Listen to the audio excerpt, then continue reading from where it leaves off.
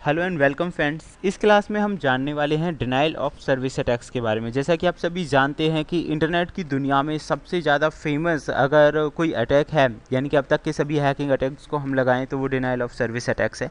तो आज हम ये जानेंगे कि ये होता क्या है, डिनाइल ऑफ सर्विस अटैक क्या होता है, कितनी तरह से हम काम करते हैं और किस किस तरह से ये जो डिनाइल ऑफ सर्विस अटैक्स है इसे अप्लाई किया जाता है। तो चलिए फ्रेंड्स शुरू करते हैं। सबसे पहले मैं आपको बताना चाहूँगा कि ये क्लासेस सिर्फ एजुकेशनल पर्पज़ के लिए हैं, तो इनका आप किसी भी तरह से मिसयूज़ ना करें। देन अभी हमें सबसे पहले ये जानना है कि डी ओ एस का पूरा नाम होता है डिनाइल ऑफ सर्विस। हालांकि मोस्टली इसे डॉस ही बहुत सारे लोग जो हैं वो डॉस बोलते हैं। एंड एक और भी होता है डी डॉस। तो दोनों ही अलग चीज़ें हैं, डी डॉस अलग है और डॉस अलग है। तो सबसे पहले हम ये जानेंगे कि डिनाइल ऑफ सर्विस अटैक क्या होता है। Friends, denial of service attack generate होता है जब कोई अटैकर बहुत ज़्यादा ट्रैफिक जनरेट कर देता है किसी भी रिसोर्स पे। तो इससे क्या होगा कि जो सर्विसेज हैं वो रेस्पॉन्स देना बंद कर देंगे। इसे हम एक एग्जांपल से समझ लेते हैं। मान लीजिए आप कोई भी रिक्वेस्ट भेजते हैं एक नेटवर्क के अंदर और उसका रिप्लाई आपको मिलता है। तो जैसे आपने रिक्वेस्ट भेजी, रिप्लाई मिल गया, लेकिन डॉस अटैक के अंदर क्या होगा, जो सिस्टम की स्पीड है वो स्लो हो जाएगी। आपने अगर रिप्लाई भेजा है तो उसका आंसर आपको जल्दी से नहीं मिलेगा। दूसरा, कई केसेस में अनरेस्पॉन्सिव भी हो जाती है वेबसाइट, या फिर कई और भी ऐसे तरीके की सेंसिटिव इन्फॉर्मेशंस हाईलाइट करना स्टार्ट कर देता है। तो डिनाइल ऑफ सर्विस अटैक में ज़्यादातर वेबसाइट्स को क्रैश करना, उनकी स्पीड्स को, उनकी वर्किंग को इफेक्ट डालना, ये मेन काम होता है। सेकेंडली, जैसा कि आप लोगों ने नाम सुना डी डॉस।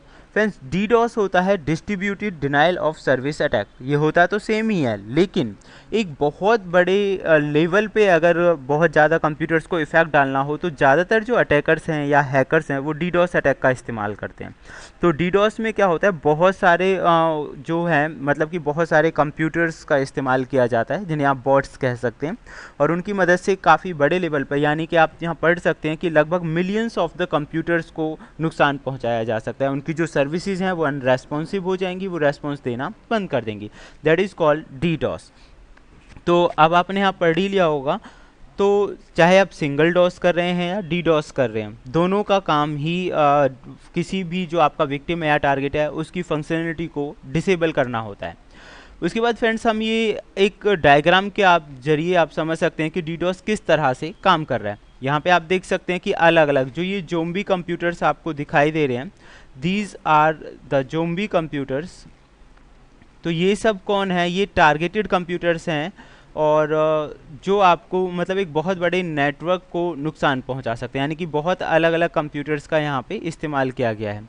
एक जोम्बी सर्वर इस्तेमाल यहाँ पे किया गया है और जोम्बी कंप्यूटर्स का इस्तेमाल किया गया है। तो एक बहुत बड़े लेवल पे जो नेटवर्क है उसे नुकसान पहुँचाया जा सकता है। इसे हम थोड़ा डीपली और क्लियरली समझ लेते हैं। फ्रेंड्स, इसके लिए हमें जानना होगा types of DoS and D DoS methods. तो सबसे पहला इसमें जो आता है सिंक फ्लड। तो सिन का पूरा नाम होता है सिंक्रोनाइज, और फ्लड का मतलब होता है बहुत ज़्यादा बड़े लेवल पर सिंक्रोनाइजिंग के जो पैकेट्स हैं उन्हें सेंड कर देना। यानी कि आप यहाँ पढ़ सकते हैं, in which an attacker sends a series of sync request to a target system in an attempt to use vast amount of the server resources to make the system unresponsive to legitimate traffic.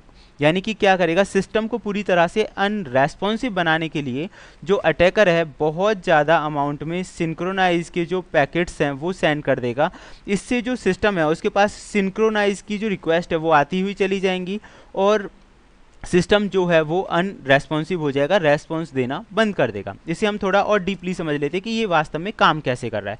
Friends, normally जब भी कोई व्यक्ति अपने एक मतलब user और client या client और सर्वर को अगर हम लेकर चलें, जब भी कोई क्लाइंट अपने सर्वर के पास इंफॉर्मेशंस भेजता है तो उसमें क्या होता है कि क्लाइंट ने सर्वर के पास रिक्वेस्ट भेजी जिसे हम बोलते हैं सिंक्रोनाइज पैकेट। जो सर्वर होता है वो एक्नॉलेजमेंट पैकेट के साथ उसे रिप्लाई कर देता है कि हाँ भाई, आपकी जो इन्फॉर्मेशन है, आपका जो मैसेज है वो मेरे पास आ चुका है।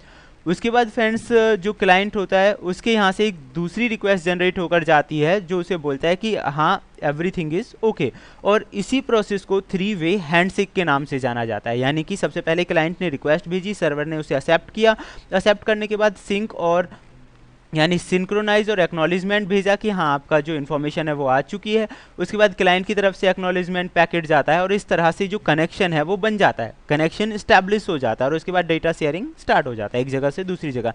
दैट इज कॉल्ड 3-वे हैंडशेक। अब सिंपलर अटैक में क्या करता है, कोई भी जो अटैकर हमारा होता है, जैसे ही उसने रिक्वेस्ट भेजी है तो एक्नॉलेजमेंट का जो कोड है वो उसे वापस नहीं मिलता। वो इसलिए उसे वापस नहीं मिलता क्योंकि किसी भी अटैकर ने उस सर्वर को अनरेस्पॉन्सिव कर दिया है। अब बहुत सारे सिंक्रोनाइज पैकेट्स उसने भेज दिए। आप यहाँ पे देखेंगे कि जो सिंक पैकेट्स हैं, यहाँ पे सिंगल सिंक पैकेट गया और यहाँ पे 2-3-4 टाइम्स सिंक पैकेट्स गए हैं। इससे जो सर्वर है वो अनरेस्पॉन्सिव हो गया। अनरेस्पॉन्सिव होने की वजह से उसे वहाँ से कोई रिप्लाई नहीं मिलेगा और जब रिप्लाई नहीं मिलेगा तो ऐसी सिचुएशन में एक फेक मतलब हाफ वे कनेक्शंस ओपन हो जाएगा, एक हाफ वे जो ओपन कनेक्शन है वो हो जाएगा और जो एक फेक जो सर्वर है उससे उसका लिंक भी हो सकता है ऐसी सिचुएशन में। तो that is called SYN flood attack, यानी कि बहुत ज़्यादा अमाउंट में सिंक मैसेज गए हैं जिससे सर्वर का जो रिप्लाई देने का जो प्रॉपर्टी थी वो कम हो गई और वो वर्क नहीं करेगा। ओके फ्रेंड्स, तो अब आप समझ गए होंगे सिंक फ्लड अटैक क्या होता है। अब हम जानते हैं tier drop attack. Tier drop attack involves the hacker sending broken and disorganised IP fragments. जैसा कि आप नाम से समझ सकते हैं, टीयर ड्रॉप का काम भी वही होता है कि अपने विक्टिम या टारगेट को पूरी तरह से क्रैश करना, अनरेस्पॉन्सिव बनाना। लेकिन इसमें जिस टेक्निक का अटैकर इस्तेमाल करते हैं उसमें वो डीफ्रैगमेंटेड आईपी पैकेट्स भेजते हैं अपने अटैकर, मतलब जो भी सर्वर है उसके पास। डीफ्रैगमेंटेड का मतलब यहाँ फिलहाल टाइमिंग से है कि जो टीसीपी पैकेट्स भेजे जा रहे हैं उन्हें वो गैप्स के साथ भेजे जा रहे हैं, या फिर आप उन्हें कह सकते हैं बहुत स्लो मोशन में उन्हें सेंड किए जा रहे हैं। तो जो कनेक्टिविटी है वो पूरी तरह बनती नहीं है, यानी कि ये यहाँ पे कंप्लीट होना चाहिए था लेकिन ये कंप्लीट नहीं है। तो इससे क्या होगा, एक जो टीसीपी पैकेट्स होते हैं ना फ्रेंड्स, जो आपका डाटा या इन्फॉर्मेशन जाती है पैकेट्स के रूप में ही तो इंटरनेट पे फ्लो होती है, तो वो गैप में है। तो गैप होने की वजह से जो डेटा पैकेट्स हैं वो क्या होगा कि ओवरलैप हो जाएंगे। आप यहाँ पे देख सकते हैं कि ओवरलैप हो जाएंगे। ओवरलैप होने से जो सर्वर है या जो विक्टिम है आपका वो रेस्पॉन्सिव नहीं रहेगा। That is called tear drop attack. उसके बाद फ्रेंड्स आता है low rate denial of service attack. तो लो रेट जो होता है, लो रेट का मतलब क्या है, इसका मतलब ये नहीं है कि ये डॉस नहीं है, कहने के लिए ही इसका नाम लो रेट है, लेकिन काम वही होता है, डिनाइल ऑफ सर्विस कर देना। लेकिन इसमें क्या होता है, इसमें स्पीड और टाइमिंग को ध्यान में रखा जाता है। जो अटैकर है, नॉर्मली आप देखिए कि किसी भी सिस्टम से कनेक्शन कैसे बनेगा कि नॉर्मल एचटीटीपी रिक्वेस्ट गई और वहाँ से वापस आ गई, इस तरह से एक सक्सेसफुल कनेक्शन बन जाता है। लेकिन जो लो रेट डिनाइल ऑफ सर्विस है उसमें क्या होता है, आप यहाँ देखेंगे कि रिक्वेस्ट जा रही हैं, जो रिक्वेस्ट हैं वो इनकम्प्लीट हैं और उन्हें टाइम के हिसाब से मैनेज किया गया है। उनकी बैंडविड्थ बहुत लो है, स्लो वे में वो जा रही हैं, टाइम के हिसाब से उन्हें मैनेज किया गया है और इनकम्प्लीट है। इससे क्या होगा कि जब तक एक पूरी रिक्वेस्ट होगी नहीं, एक रिक्वेस्ट जब तक कंप्लीट नहीं होगी तो आपको सर्वर साइड से कोई रिक्वेस्ट मतलब जो आपका कनेक्शन है वो इस्टेब्लिश नहीं होगा। तो इस तरह से क्या होगा, जो सर्वर है वो अनरेस्पॉन्सिव हो जाएगा। That is called low rate denial of service attack, यानी कि इसमें टाइमिंग का और एचटीटीपी रिक्वेस्ट का जो कि कंप्लीट नहीं होती उनका इस्तेमाल किया जाता है। ये सारी चीज़ें हम प्रैक्टिकली भी करेंगे टूल्स के माध्यम से। तो पहले समझ लेते हैं कि ये प्रोसेस होती क्या है। उसके बाद फ्रेंड्स नेक्स्ट आता है स्मफ। स्मफ में क्या होता है, आप यहाँ देख सकते हैं कि लगभग ये जो अटैक्स होते हैं इनमें इंटरनेट कंट्रोल मैसेजिंग प्रोटोकॉल का इस्तेमाल किया जाता है। मोस्टली पिंगिंग आप कह सकते हैं कि एक जो आपका होस्ट होता है उसकी एक लिमिट होती है कि कितने कंप्यूटर्स को हैंडल कर सकता है। तो लगभग 255 होस्ट को वो हैंडल कर सकता है एक जो आईपी होता है। लेकिन इसमें अटैकर क्या करता है, एक ही बार में 255 रिक्वेस्ट जो होती है क्लाइंट साइड से वो भेज देता है। तो जितनी उसकी लिमिट है उससे ज़्यादा तो उसके पास रिक्वेस्ट सेंड हो गई। तो ऐसी सिचुएशंस में रिक्वेस्ट जाने के बाद जो आपका मेन नेटवर्क होता है वो अनरेस्पॉन्सिव हो जाता है और आप जो स्पीड होती है वो स्लो डाउन हो जाती है नेटवर्क की। तो that is called smurf attack. उसके बाद फ्रेंड्स हम बात करेंगे peer to peer attack. Peer to peer attack में क्या होता है कि आप सभी जानते हैं कि एक नेटवर्क में बहुत सारे जो कंप्यूटर्स जुड़े होते हैं, वो सारी जो कंप्यूटर्स होते हैं उन्हें हम नोड्स बोलते हैं, पीयर्स बोल सकते हैं। ये सब पीयर्स हैं एक नेटवर्क में जो जुड़े हुए हैं। तो पीयर टू पीयर अटैक्स में जो अटैकर होता है वो किसी भी एक पीयर के पास यानी किसी भी एक नोड के पास अपना जो मैलिशियस कोड है या रिक्वेस्ट है वो सारी चीज़ें भेज देगा। उसके बाद ऑटोमेटिकली पूरे नेटवर्क में वो चीज़ें फैलना स्टार्ट हो जाएंगी। This is called peer to peer attack, यानी कि उसी एक नेटवर्क में से अगर कोई भी एक पर्सन मिल गया तो उसी से वो पूरे नेटवर्क को स्लो डाउन कर देगा, उससे अपनी जो सेंसिटिव इन्फॉर्मेशन है वो निकलवा लेगा या कोई बहुत सक्सेसफुल अटैक कर पाएगा।